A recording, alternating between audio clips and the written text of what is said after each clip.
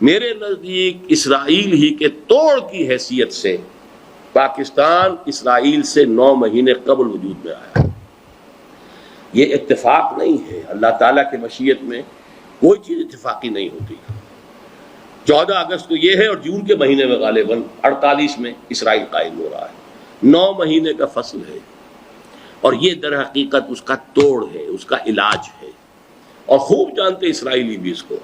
اسی لیے جیسا کہ بتایا ہے کمرور صاحب نے کہ پاکستان پر جو دباؤ ہے کہ پاکستان تسلیم کر لے، اور یہاں کی انٹرنل لابیز بھی ہیں اور ہیں جو بھی یہاں کے سیکولر سیاستدان ہیں، انہیں ان چیزوں سے کیا سر روکا؟ وہ تو انہی کی ذہنیت، انہی کی سوچ، انہی کے تمام اقدار، انہی کی ویلیوز ہیں جو وہ اختیار کر چکے ہیں۔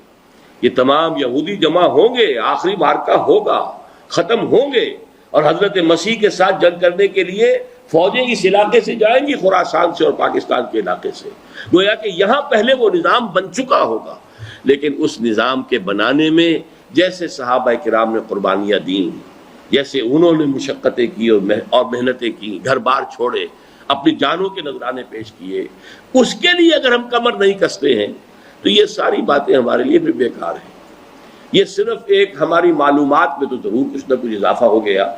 بلکہ شاید اس سے کوئی خوف بھی پیدا ہو جائے کہ یہ صورتحال ہو رہی ہے اور اتنی بڑی جو ہے تیری بربادیوں کے مشورے ہیں آسمانوں میں، اور اسکیمیں جو ہیں کس طریقے سے بن رہی ہیں، تیار ہو، لیکن یہ کہ نتیجہ برعکس نکلنا چاہیے کہ تند یہ باتیں مخالف سے نہ گھبرا ہے، اوقات یہ تو چلتی ہے تجھے اونچا اڑانے کی۔